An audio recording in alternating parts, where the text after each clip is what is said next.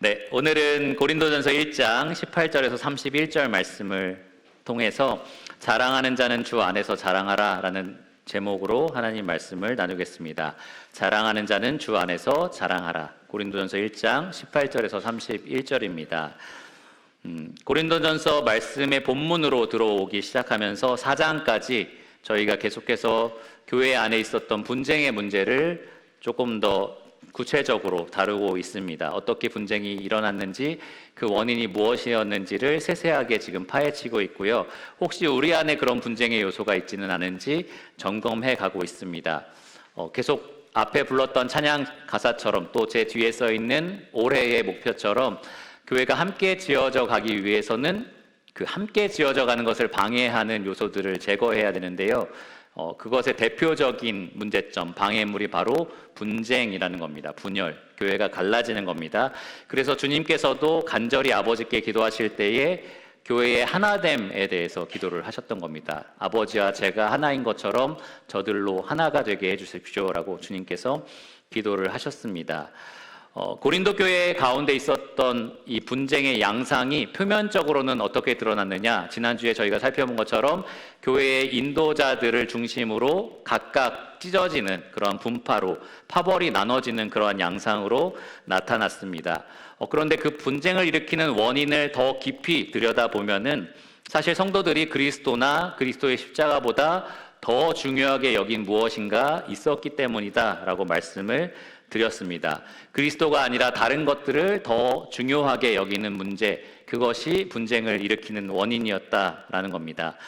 오늘 본문에서 우리는 그것이 세상의 지혜다라는 것을 발견합니다. 고린도 교회 성도들이 세상의 지혜를 그리스도보다, 하나님의 지혜보다 더 자랑했다라는 겁니다. 그리스도의 십자가 메시지보다는 세상이 자랑하는 것들을 더 귀하게 여기고 그것을 앞세우기를 원했다라는 거죠. 그래서 교회의 분쟁으로 그렇게 문제가 드러나게 된 겁니다. 교회는 사실 오직 복음으로 견고하게 세워집니다. 예수님께서 내가 이 교회를, 내 교회를 이 반석 위에 세우리라 라고 하셨을 때 이 반석은 베드로를 가리키는 것이 아니라 베드로가 했던 고백, 주는 그리스도시요 살아계신 하나님의 아들이십니다 라는 그 복음적인 고백 위에 주님께서 교회를 세우시겠다라고 하셨습니다.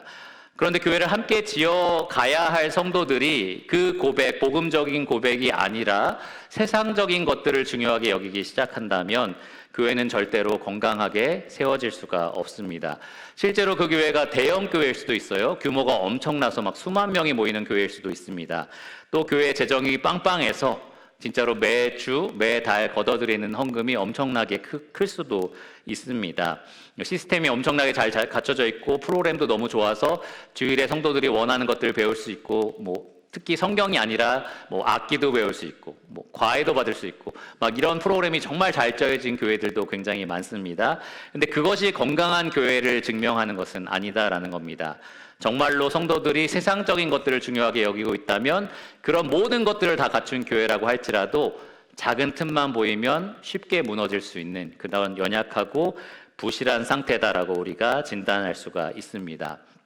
사실 교회란 가진 모든 것을 다 팔아서 감추어진 이 보화가 있는 밭을 산 사람들의 모임이라고 정의 내릴 수 있습니다.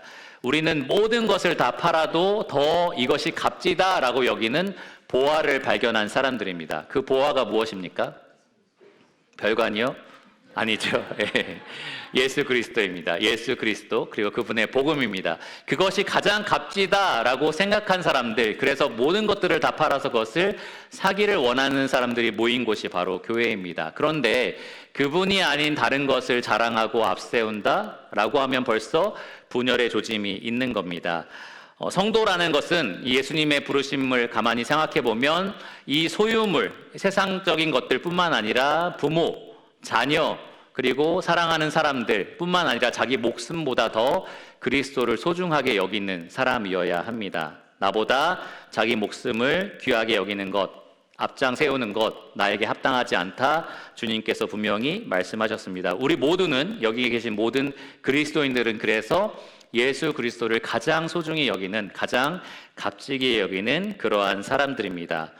그래서 주님만을 자랑하지 않는다면, 우리가 세상적인 것들을 들여와서 그것을 자랑하기 시작한다면 교회는 그때부터 위험해지는 겁니다. 오늘 본문을 통해서 혹시 우리가 그리스도 외에 자랑하고 있는 것은 있지 않은지 철저하게 우리 자신을 진단하기를 원합니다. 아닙니다. 저는 예수님만 자랑해요. 이렇게 생각하시는 분이 있을 텐데요. 말씀을 통해서 내가 정말 그러한지를 좀 철저하게 진단해 보기를 원합니다.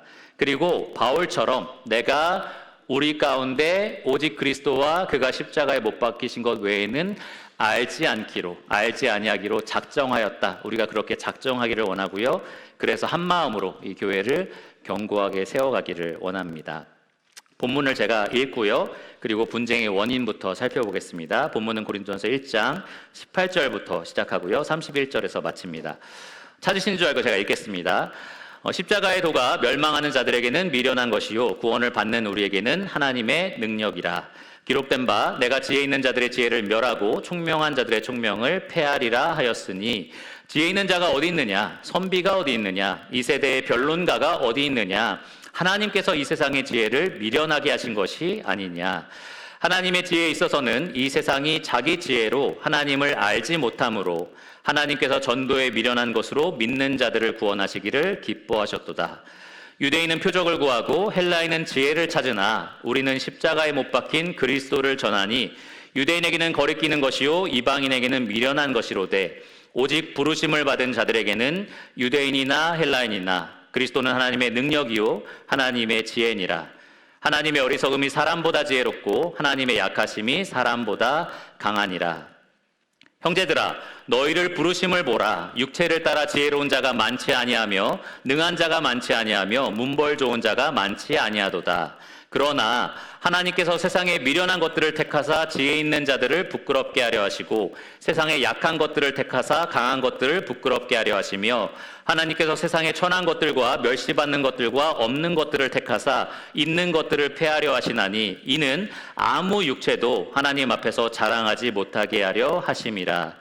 너희는 하나님으로부터 나서 그리스도 예수 안에 있고 예수는 하나님으로부터 나와서 우리에게 지혜와 의로움과 거룩함과 구원함이 되셨으니 기록된 바 자랑하는 자는 주 안에서 자랑하라 함과 같게 하려 함이라. 이 말씀을 통해서 우리가 그러면 먼저 분쟁의 원인에 대해서 좀 살펴보겠습니다.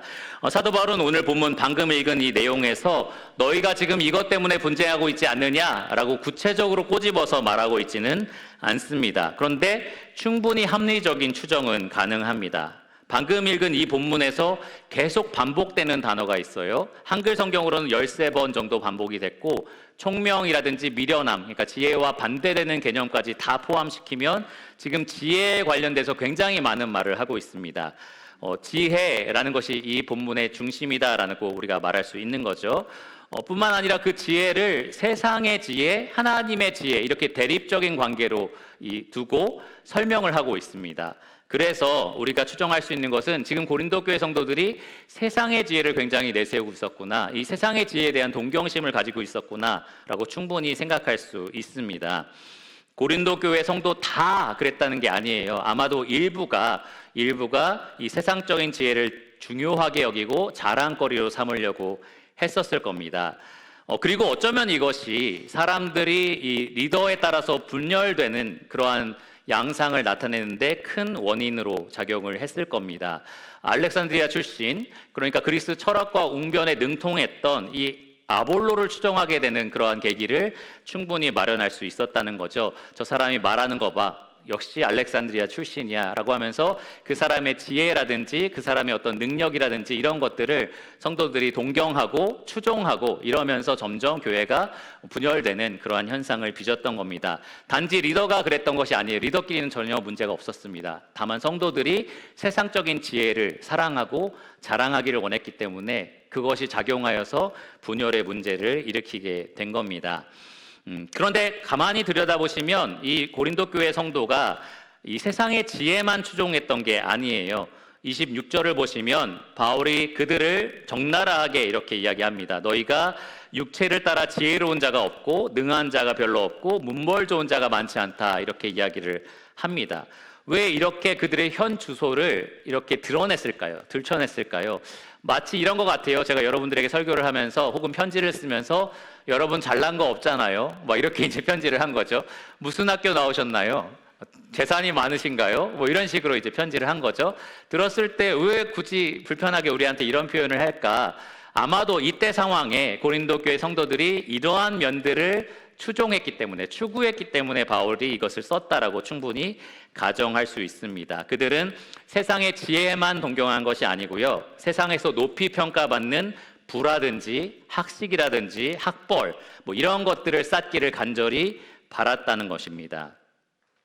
근데 실제로 그들의 현 주소는 그렇지 않았어요. 28절에 나와 있는 것처럼 그들은 이 바울이 말한 천한 것들, 멸시받는 것들, 없는 것들에 해당되는 사람이었습니다. 표현이 좀 적나라하죠. 천한 것들. 제가 여러분에게 천한 분들 이렇게 하면 기분이 안 좋으시겠죠? 그런데 바울이 아주 명백하게 이러한 표현들을 사용합니다. 멸시하기 위해서 사용한 것이 아니라 세상 지혜로 보면 너희가 그 정도다라고 하는 거예요. 세상적인 기준으로 볼 때 우리가 좋을 것이 없다라는 이야기를 하는 겁니다. 근데 교회 성도가 다 이런 위치에 있었던 건 아니에요. 그리스보처럼 회당장, 그러니까 유대인 사회에서는 높은 위치에 있었던 사람도 있었고, 스데바나처럼 자기의 집이 있고 하인들 거느리는 유복한 사람들도 분명히 교회 가운데 있었습니다. 그런데 대부분의 고린도 교회 성도들은 지금도 많은 교회가 그렇듯이 세상 가운데, 세상의 기준으로 볼 때는 학벌이 대단한 사람이라든지 재물이 엄청나게 많다든지 타고난 혈통이 있다든지 그러한 사람들이 많지는 않았다라는 겁니다. 그런 사람들의 자주 빠지는 유혹이 그것을 엄청나게 추구하는 거예요. 여러분 자녀 양육할 때도 마찬가지일 겁니다. 엄마는 배운 게 없어서 너는 엄청나게 배워야 돼. 뭐 아빠는 가진 것이 없어서 너는 돈을 많이 벌어야 돼. 이런 식으로 이제 잘못된 자녀 양육으로 번지기도 합니다.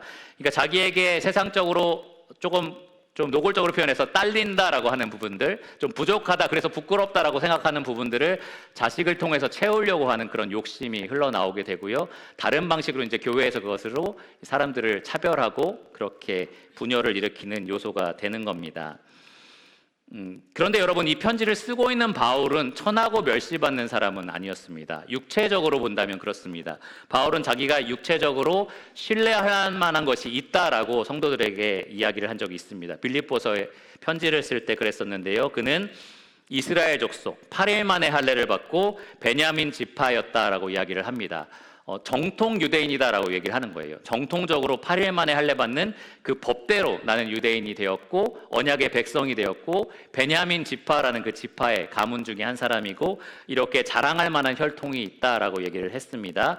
그리고 그는 사도행전 22장 3절에서는 나는 바리새인으로서 당시 최고 랍비였던 가말리엘 수하에서 그 밑에서 엄한 율법 교육을 받았다라고 얘기를 했었습니다. 바리새인이라는 신분이 있었어요. 유대인 사회에서는 가장 높은 교사, 선생님이라는 부분입니다. 그리고 가말리엘, 그 당시에 최고의 랍비 중에 한 사람이었던 최고의 학벌을 이 바울은 엄격하게 받아서 좋은 성적으로 졸업한 사람이다라고 말할 수 있을 거예요. 오늘날로 치면 나는 학자 중에 학자고, 그리고 무슨 가장 좋은, 우리나라에서 가장 좋은 대학을 나왔습니다. 뭐 수석 졸업했습니다. 이런 식으로 이야기를 한 거죠. 그러니까 바울은 진짜로 내세울 만한 신분이 있었고요. 학벌이 있었습니다. 그런데 그는 이렇게 말을 합니다. 나는 그러한 육체의 자랑, 육체에 신뢰할 만한 것들을 모두 다 배설물로 여긴다. 여러분, 이 말 좀 이상하지 않으세요? 저는 서울대 출신인데요. 서울대 나온 것을 똥으로 생각합니다. 왜요? 왜 그거 졸업한 게 왜 그렇게 생각이 들어야 되죠? 그거 자체가 나쁘다고 하는 게 아니에요. 그거 졸업한 거 자체가 이상하다는 게 아닙니다. 그게 가치 없다고 말하는 게 아니에요. 그런데 무슨 말이냐? 바울이 이 말을 한 것은 예수 그리스도를 얻기 위해서라면 내 이 모든 것을 가치 없는 것으로 여기겠다라고 말을 한 겁니다. 내가 예수 그리스도를 얻기 위해서라면 자랑할 만한 이 모든 것들이 나에게는 무가치하다라고 이야기를 한 겁니다. 그것 자체가 그냥 가치 없다는 게 아니라 예수 그리스도가 그만큼 가치 있다라는 것을 지금 말을 하는 겁니다. 예수 그리스도를 아는 지식이 가장 뭐라고요? 고상하다, 가장 고귀하다라고 얘기를 하는 겁니다. 그 지식을 얻기 위해서라면 내가 자랑할 만한 모든 것들을 다 잃어버려도 좋다라고 바울은 이야기를 했습니다. 고린도 교회 성도들이 마땅히 그런 자세를 갖춰야 했던 거예요. 그러나 그들은 세상 지식과 세상 지혜를 자랑을 하고 있었습니다. 이 고린도 교회 가운데 있었던 이 분쟁의 원인들은 오늘날 교회에서도 그대로 발견이 됩니다. 교회가 처음 세워졌을 때부터 지금까지 교회는 이런 세상에 속한 것들을 사랑하는 마음과 치열하게 싸우고 있습니다. 교회가 계속해서 쫓아내야 되는 마음이에요. 세상의 지혜를 동경하고 세상에 속한 것들을 자랑하려고 하는 이 마음들을 교회는 끊임없이 내보내야 합니다. 우리는 어떻게든 그것을 죽이려고 하고요, 계속 들여보내려고 하는데 그래서는 안 된다라는 겁니다. 세상과 벗된 것이 곧 하나님과는 어떤 거라고요? 원수된 것이기 때문입니다. 세상의 것들을 가까이 할수록 여러분들이 하나님에게서는 점점 멀어지기 때문입니다. 우리가 하나님께 속해 있는 하나님의 백성입니다라고 밤낮 고백을 하지만 사실은 은근히 그리고 노골적으로 이 세상의 것들을 자꾸 교회 안으로 들어오려고 하는 그러한 유혹에 노출되어 있습니다. 그리고 많은 교회가 실제로 그런 일에서 경계하는 데 실패를 합니다. 그래서 분쟁의 요소들로 계속해서 교회 안에서 작용을 합니다. 실제로 오늘날 교회들을 살펴보시면 그러한 고통을 겪고 있는 분열의 원인들을 가지고 있는 교회가 굉장히 많은 것을 봅니다. 재물에 따라서 성도를 차별해요. 이 야고보가 이야기했던 것처럼 부하고 몸에 치렁치렁 이것저것 많이 갖고 있는 사람들은 이곳에 앉으소서라고 하고요. 그렇지 않고 가난한 사람들은 거기 앉든지 말든지 마음대로 하세요 라는 식으로 교회가 합니다. 초대교회도 이랬는데, 그렇죠? 지금 우리도 그러한 유혹에 빠질 수 있다라는 겁니다. 어떤 교회들은 가끔 제가 소문으로 듣지만 이 헌금한 것들을 액수를 알려요. 장로 얼마, 뭐 집사 얼마 이런 식으로 헌금을 알리는 거죠. 그러면 다른 장로나 집사는 부담이 될까요? 안 될까요? 되겠죠? 그렇게 하는 겁니다. 어떤 경우는 심지어 그 돈을 이 헌금을 하면 직분을 주기도 합니다. 어떤 면으로는 돈으로 직분을 산다라고 말할 수도 있어요. 그렇게 작용을 하는 겁니다. 부자가 교회에 있어서 엄청난 영향을 끼칩니다. 모든 결정에 있어서 중대한 영향을 끼치는 거죠. 가만히 한번 여러분 생각해 보세요. 우리 교회에 엄청난 부자가 한 명 있다라고 한번 생각해 보십시오. 누가 이렇게 봐도 이 사람은 정말 우리나라에서 손꼽히는 부자다라는 사람이 있는 거죠. 교회 옆에 별관 옆에 논을 사고 싶으세요? 제가 10억 헌금하겠습니다. 뭐 이런 분이 있는 거죠. 예, 그런 분이 우리 교회 집사님 한 분 이상한데 좀 다른 분을 교체했으면 좋겠네요. 뭐 이런 얘기를 하시는 거예요. 그러면 해야 될까요? 말아야 될까요? 그 정도 가치는 저희가 좀 희생하더라도 논을 사는 게 좋을까요? 그 집사님에게 찾아가서 죄송한데 저희가 이거면 논을 살 수 있는데 어떻게 좀 이렇게 얘기를 해야 될까요? 근데 실제로 그런 분들이 있을 때 교회가 그것 때문에 크게 흔들린다라는 겁니다. 그런 분들의 발언에 크게 영향을 받습니다. 형제 자매라는 아주 좋은 호칭이 우리 가운데 있는데에 우리가 그 사람이 회장인지 혹은 사장인지 검사인지 판사인지 원장인지 이런 거에 따라서 특정인을 높이기 위해서 그런 호칭을 부르면서 우리가 사람들을 차별하기도 합니다. 유평교회는 지금까지 참 감사한 것은 어떤 성도가 어떤 학교 출신인지 어느 회사를 다니는지 크게 관심이 없어요. 저도 많이 안 물어보고 그 성도를 돌아보기 위해서 이렇게 물어볼 때는 있지만 그것을 알아야만 무엇을 할 수 있기 때문에 그렇게 물어보지는 않습니다. 그런데 어떤 교회는 그래요. 어느 학교 출신인지가 굉장히 중요하고요. 또 어떤 직장 간판을 가지고 있는지가 굉장히 중요합니다. 교회에서 일꾼을 세울 때 세상 지위나 학벌, 재물을 따지고요. 또 성도들 사이에서도 문제가 일어나요. 내가 교제의 손을 내밀 때에 나에게 뭔가 유리할 것 같다, 뭔가 콩고물이라도 떨어질 것 같다라고 하면은 친하게 지내려고 하고 손을 내밀고 나보다 못한 것 같은데? 라고 하면은 그 사람은 가까이 하지 않고 무시합니다. 이러한 공동체를 여러분 교회라고 부르겠습니까? 아니면 세상이라고 부르겠습니까? 세상이죠. 절대로 교회가 아닙니다. 고린도 교회가 그러한 현상을, 그러한 진통을 겪고 있었던 거고요. 세상의 많은 교회가 실제로 이러한 문제를 겪고 있습니다. 얼마나 심각하게 이러한 문제가 나타나고 있었는지를 우리가 알 수는 없어요. 구체적으로 알 수는 없지만 바울은 분명히 그 냄새를 맡은 겁니다. 고린도 교회에 그런 문제가 있다라는 냄새를 맡은 겁니다. 그래서 이 편지를 통해서 그 문제를 바로 잡고 있습니다. 오늘 본문을 통해서 두 가지 논쟁을 통해 그들이 자랑하는 지혜가 쓸데없다라는 것을 이야기를 하는데 첫 번째 논쟁은 바로 십자가 복음 메시지를 통해서 합니다. 십자가 복음 메시지가 너희들이 자랑하는 것을 쓸데없게 만든다. 십자가 복음은 세상 지혜를 미련하게 만든다라는 논지로 그렇게 설득을 하고요. 두 번째로는 실제로 하나님이 구원하시는 것을 봐라. 하나님의 구원의 사역을 집중합니다. 그리고 그분이 구원하시는 모습을 보면 절대로 세상이 자랑하는 것들, 너희들이 볼 때 그렇게 자랑할 만한 그런 사람들을 구원하지 않는다라고 분명하게 말씀을 전합니다. 오히려 하나님은 세상이 미련하다, 천하다, 멸시받아 마땅하다라고 하는 그런 사람들을 구원하셔서 모든 사람이 오직 주님만 자랑하게 하신다. 이렇게 설명을 합니다. 그리고 두 가지 논쟁 끝에 31절 결론은 이렇게 마무리가 되는데요. 자랑하는 자는 주 안에서 자랑하라. 이것이 우리가 오늘 간직해야 될 결론입니다. 주님만 자랑하자. 그리스도인이 왜 십자가만 자랑해야 하는지, 또 그리스도만 자랑해야 되는지 오늘 이 바울의 논증을 통해서 여러분 귀를 기울이시고 잘 들어보시기를 바랍니다. 첫 번째로, 그러면 분쟁의 처방에 대해서 좀 살펴볼 텐데, 첫 번째로는 십자가 복음에 대해서 좀 살펴보겠습니다. 십자가의 복음이 세상 지혜를 미련하게 한다라는 말씀입니다. 18절에서 25절까지의 본문인데요. 18절 처음을 보시면 십자가의 도가 멸망하는 자들에게는 미련한 것이다 라고 설명을 했습니다. 십자가의 도 때문에, 도가 무슨 도인이 닦는 어떤 수양 뭐 이렇게 생각하실 수도 있는데, 사실은 십자가의 복음 메시지라고 보시면 됩니다.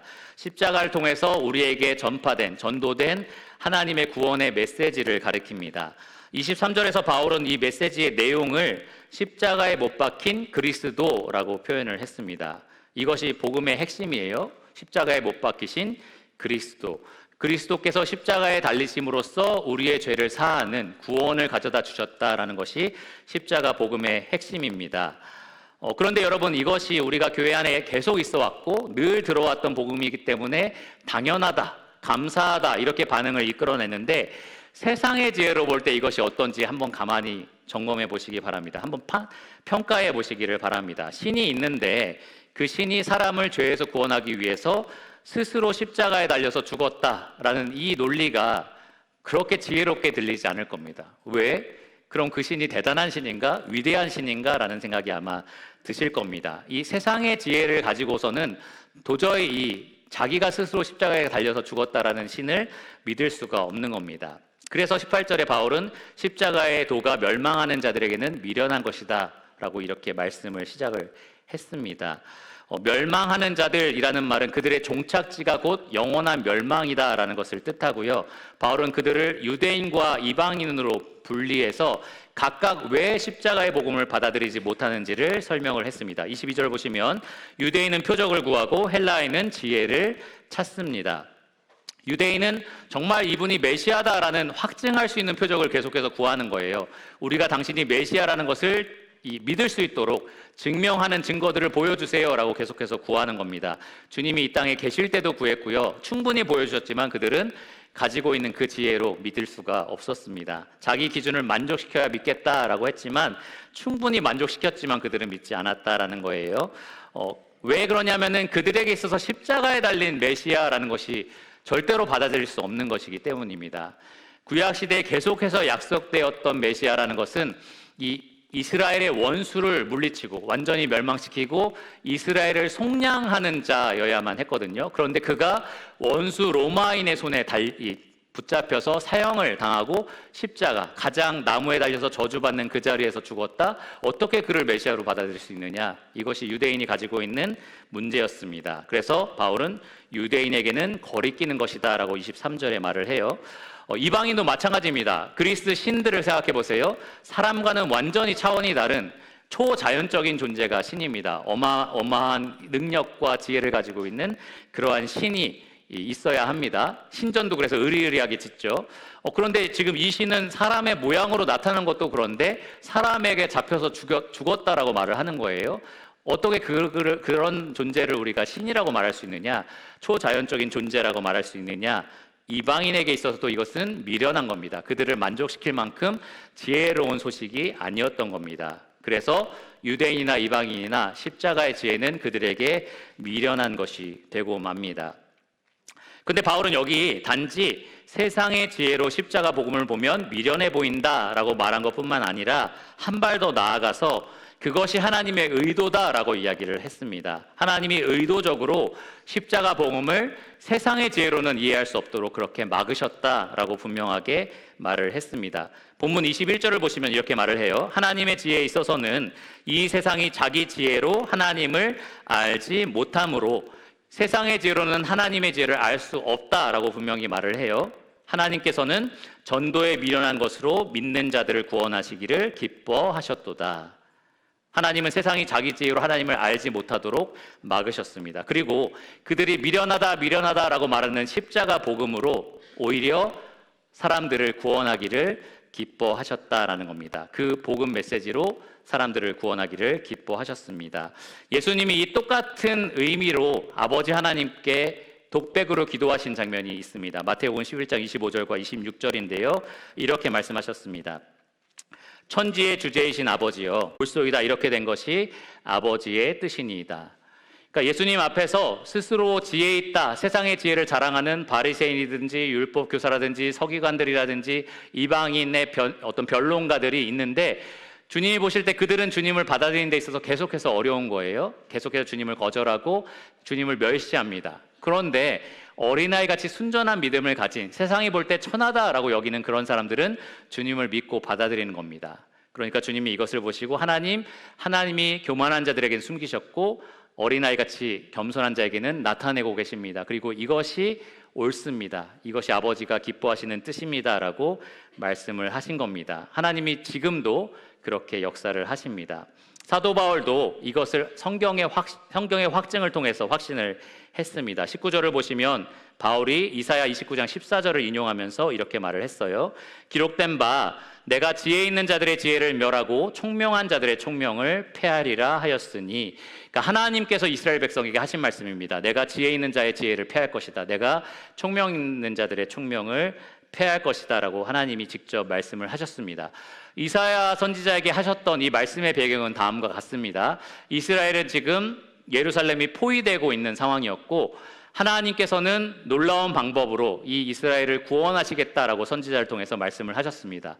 근데 이스라엘 백성 중에 자기가 지혜롭다고 생각하는 사람들, 모략가라고 생각하는 사람들이 그 하나님의 뜻을 거부했어요. 저걸로는 절대로 구원받을 수 없어라고 생각을 한 겁니다. 그러니까 애굽으로 가서 원조를 하자, 애굽한테 도와달라고 하자라고 얘기를 하는 거예요. 자기 지혜를 의지를 하고 자기 지혜를 자랑을 한 겁니다. 그러니까 선지자 통해서 하나님이 말씀하시기를 너희가 자랑하는 그 지혜, 너희가 자랑하는 그 총명 내가 다 패할 것이다. 내 지혜가 설 것이다 라고 지금 말씀을 하는 겁니다.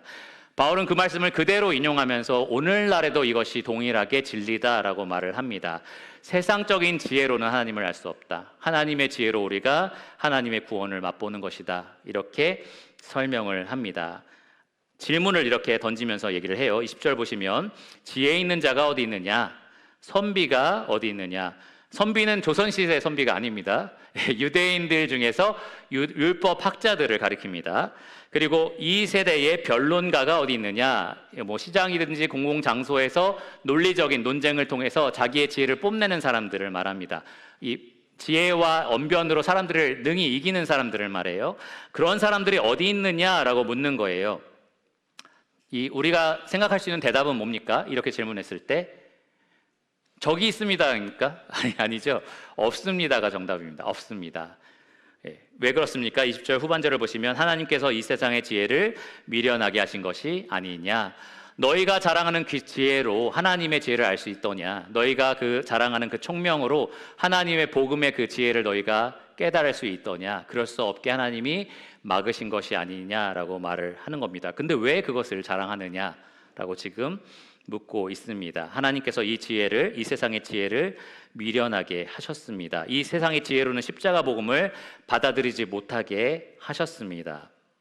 복음은 오직 부르심을 받은 우리들, 믿는 자들, 구원을 받는 우리들에게 하나님이 주시는 지혜와 능력이 됩니다. 우리가 자랑하는 그 지혜로 얻을 수 있는 것이 절대로 아니다라는 겁니다. 그러니까 우리에게 구원을 절대로 가져다 줄 수 없는 그 지혜를 자랑하는 것이 도대체 무슨 소용이 있냐라는 거죠. 우리에게 구원을 가져다 줄 수 있는 하나님의 지혜를 자랑하라라고 지금 바울이 논증을 하고 있습니다. 비교할 수 없다는 겁니다. 우리에게 절대로 구원을 가져다 줄 수 없는 이 세상에 속한 지혜를 우리는 구원을 가져다 주는 그 놀라운 지혜와 뒤바꿔서는 안 됩니다. 그래서 25절에 이렇게 얘기하는 거예요. 하나님의 어리석음이 사람보다 지혜롭고 하나님의 약하심이 사람보다 강하니라. 비교를 하고 있는 겁니다.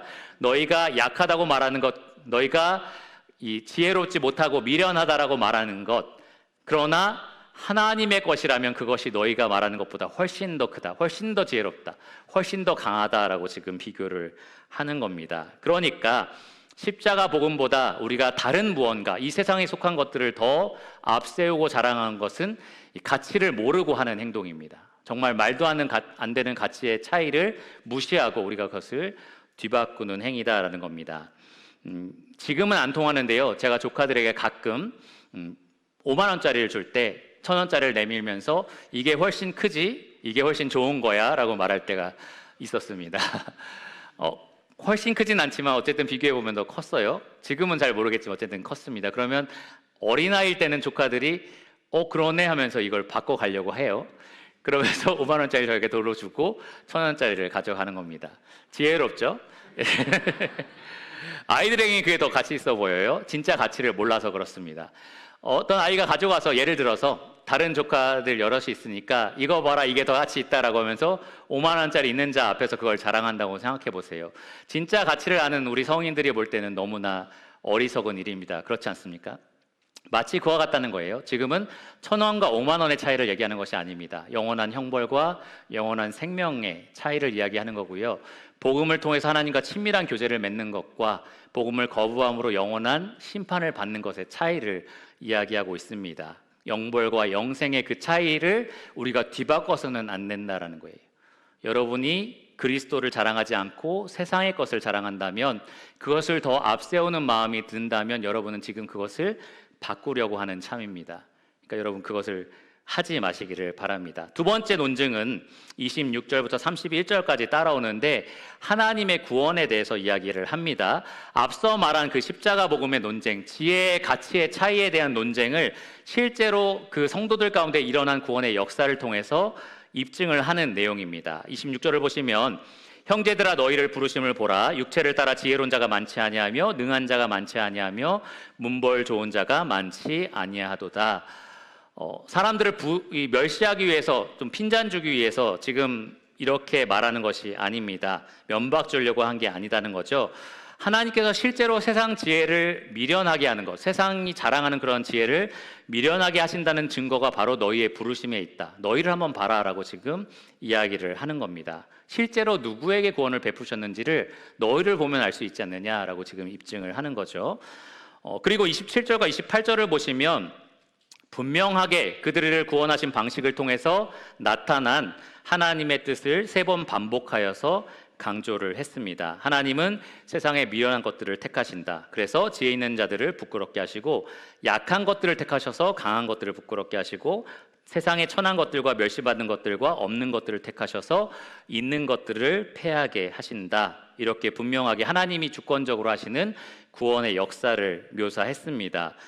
공통적인 게 있죠. 세상의 관점으로 볼 때는 다 좋지 않은 것들, 밑에 있는 것들입니다. 그런데 하나님은 일부러 그렇게 하셔서 이 세상 가운데 자랑하는 것들을 부끄럽게 하십니다. 세상에 있는 것들을 앞세우는 사람들에 대해서 부끄럽게 만들어 주신다. 그것이 하나님의 목적이다라고 지금 이야기를 했습니다.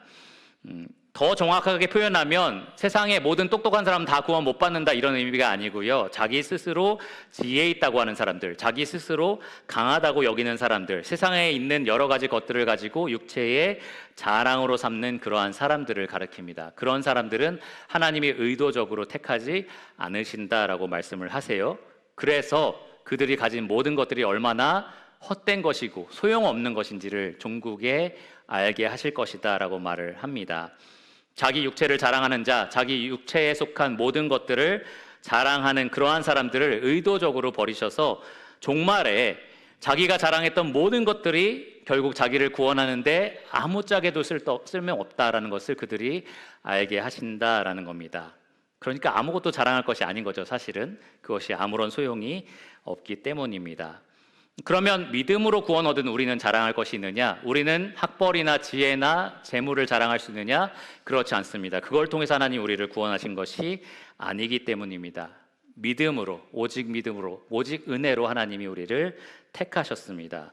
우리가 세상 기준으로 볼 때 약하고 멸시받고 가진 것이 없는 자들이었지만 하나님은 우리를 은혜로, 자비로 택하셔서 구원을 하셨습니다. 결국엔 모든 사람을 하나님 앞에서 어떻게 하게 하시려고 하신 것이냐, 29절에 있는 것처럼 아무 육체도 하나님 앞에서 자랑하지 못하게 하려 하심이라. 오직 하나님만, 구원하시는 그분만을 자랑하도록 하나님께서 구원의 역사를 이루십니다. 특별히 이 가운데 구원받으신 신자라고 하죠. 믿는 사람들은 오직 하나님만을, 그리고 하나님 보내신 예수 그리스도만을 자랑할 수밖에 없습니다. 하나님께서 모든 것을 하셨기 때문입니다. 30절을 보시면 너희는 하나님으로부터 나서 그리스도 예수 안에 있고 예수는 하나님으로부터 나와서 우리에게 지혜와 의로움과 거룩함과 구원함이 되셨다라고 말을 합니다. 우리는 하나님이 하신 모든 일을 통해서 예수 그리스도 안에 있게 된 사람들이 되었습니다. 우리가 노력해서, 원해서, 바래서, 아니면 헌신해서, 그래서 예수님 안에 들어오게 된 게 아니고요, 하나님이 하신 모든 일 때문에 은혜로 그렇게 그리스도 안에 들어오게 되었습니다. 그리고 그리스도 안에서 우리가 누리는 모든 것들, 모든 지혜, 모든 의로움, 모든 거룩함, 모든 구원함, 이 모든 것들이 우리에게 속해 있는 것이 아니라 사실은 그리스도에게 속해 있습니다. 하나님으로부터 나와서 우리에게 지혜와 구원함과 거룩함과 의로움이 되신 바로 그 예수 그리스도에게 속해 있는 겁니다. 그러니까 우리가 자랑할 수 있는 분, 그리스도인이 자랑할 수 있는 분은 예수님밖에는 없다라는 겁니다. 예수님은 요한복음 17장 3절에서 영생에 대해서 이렇게 말씀하셨습니다. 영생은 곧 유일하신 참 하나님과 그가 보내신 자 예수 그리스도를 아는 것이다. 우리가 무언가를 안다고 자랑한다면 우리는 오직 이것을 안다라고 자랑을 해야 합니다. 유일하신 참 하나님과 예수 그리스도를 안다라는 것을 우리는 자랑해야 됩니다. 우리가 알아야 할 것, 영생을 위해서 알아야 할 것은 오직 이것뿐입니다. 그래서 바울도 이렇게 말을 한 거예요. 고린도전서 2장 2절에 내가 너희 중에서 예수 그리스도와 그가 십자가에 못 박히신 것 외에는 아무것도 알지 아니하기로 작정하였습니다.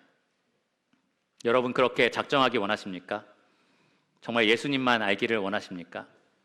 네, 우리가 그런 성도들이 되기를 원합니다.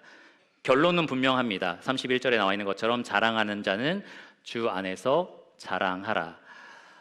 자랑이라는 말이 약간은 부정적으로 들립니다. 아무리 좋게 말해도 사실은 듣는 사람들에게 거슬리기 마련입니다.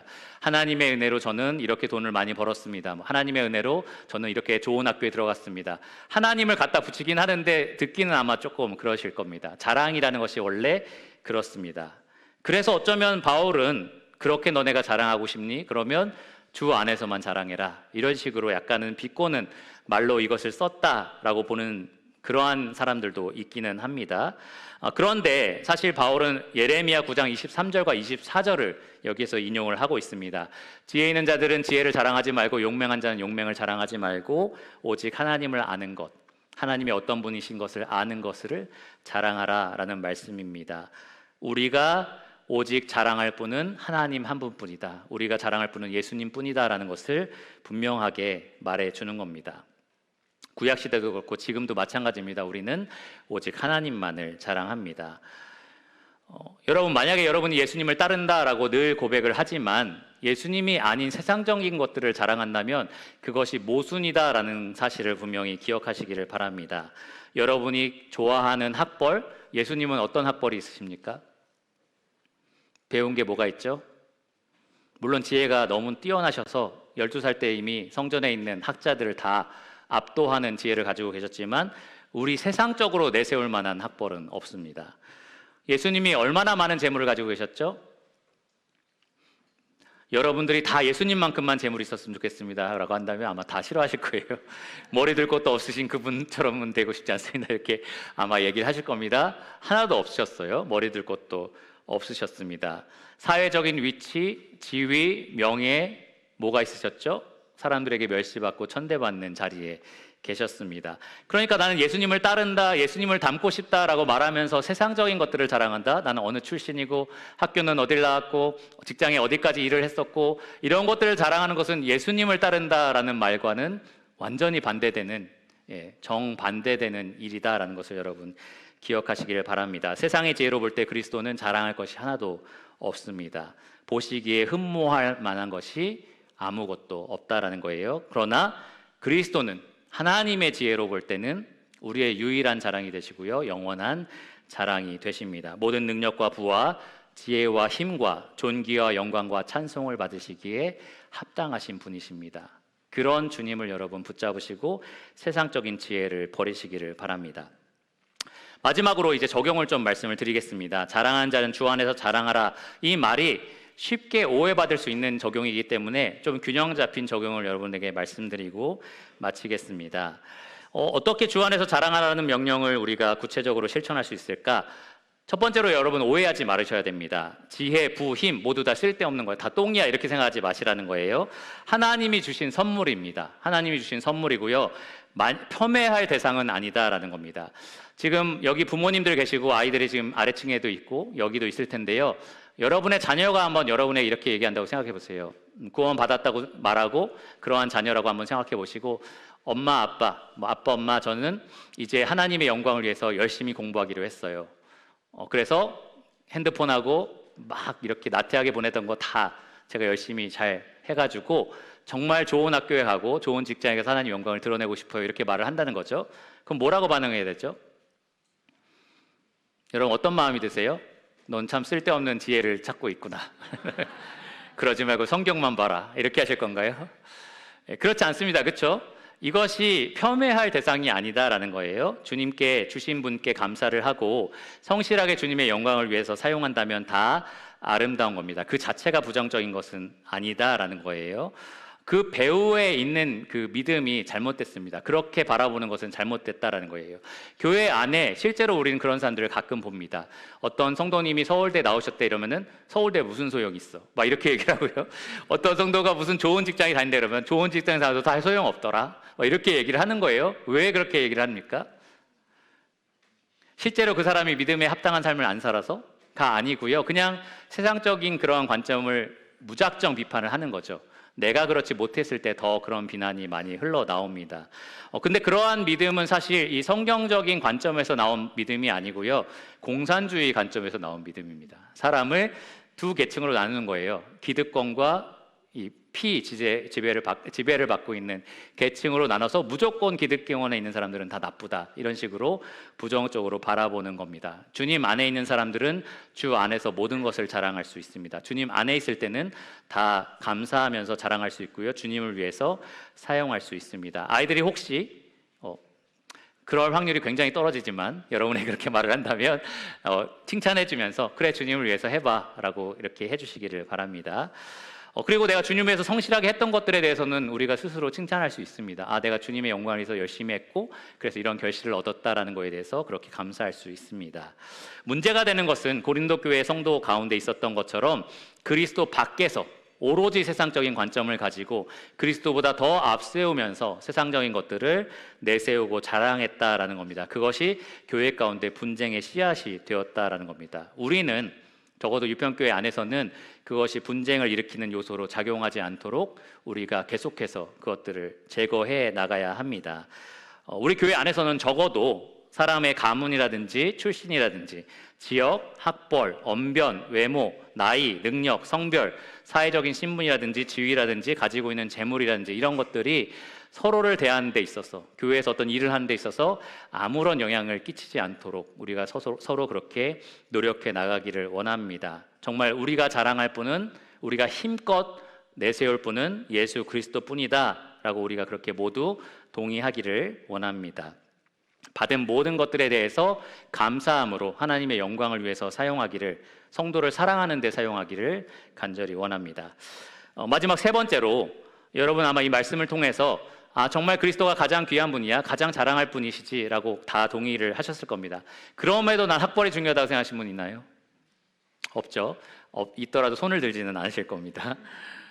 그런데 마지막 적용은 이겁니다. 진짜 그렇게 생각하라입니다. 진짜 참으로 그렇게 여겨라. 참으로 세상 지혜보다 하나님의 지혜를 귀한 것으로 여기고 예수 그리스도를 아는 지식을 가장 고상한 것으로 여겨라 라는 겁니다.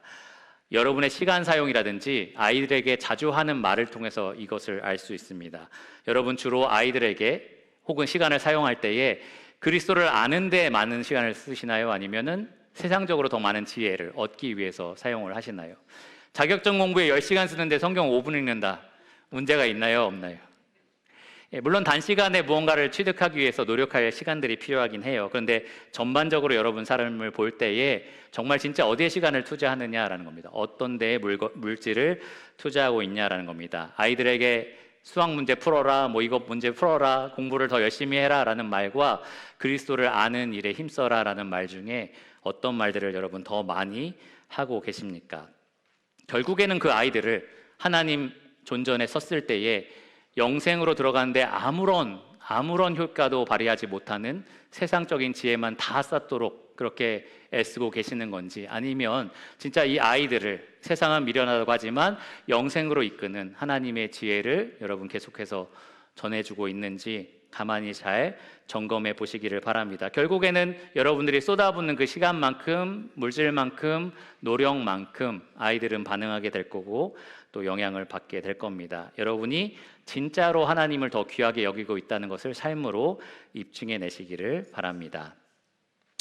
지금 함께 지어져가는 교회에 대해서 계속해서 우리가 말씀을 나누고 있고요. 분쟁에 대해서 또 살펴보고 있는데, 교회가 건강하게 지어지고 있다라는 것을 우리가 측정할 때에 일치됨, 하나됨을 굉장히 많이 얘기합니다. 분열이 아니라 하나됨.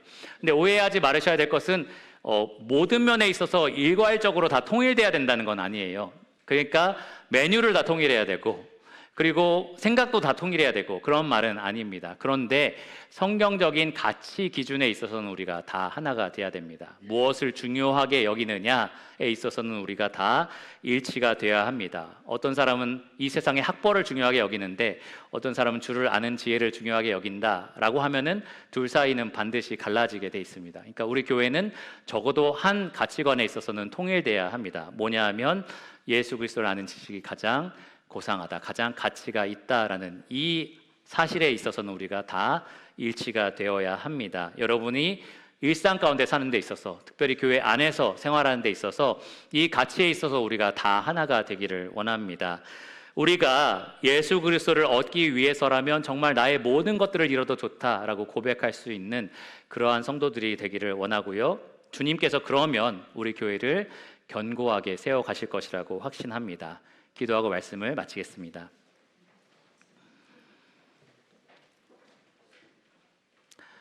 하나님 감사합니다. 오늘 우리에게 들려주신 이 말씀을 통해서 우리가 가장 중요하게 여겨야 하는 것이 무엇인지 알게 하심에 감사를 드립니다.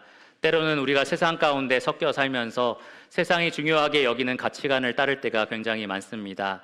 학벌과 지혜와 재물과 그들이 가진 것들을 우리도 갖고 싶어하고, 그들이 가지고 있으면 높아 보이는 것들을 우리도 누리기를 원합니다. 하지만 말씀을 통해서 우리에게 분명히 주께서 밝혀주신 것처럼 우리가 오직 그리스도만을 자랑하기를 원합니다. 그리스도를 알기 원한다면, 그리스도를 얻기 원한다면 이 모든 것들을 잃어도 좋다는 그러한 마음으로 우리가 하나 되기를 원합니다. 주님께서 우리가 그렇게 하나 될 때에 이 교회를 통해서 계속해서 역사하여 주시고, 그렇게 주님만을 바라보며 살기 원하는 영혼들을 더해 주시고, 우리가 함께 교회를 건강하게 이루어 갈 수 있도록 주님께서 힘주시기를 간절히 구합니다. 모든 것을 예수 그리스도 이름으로 감사하며 기도드렸습니다. 아멘.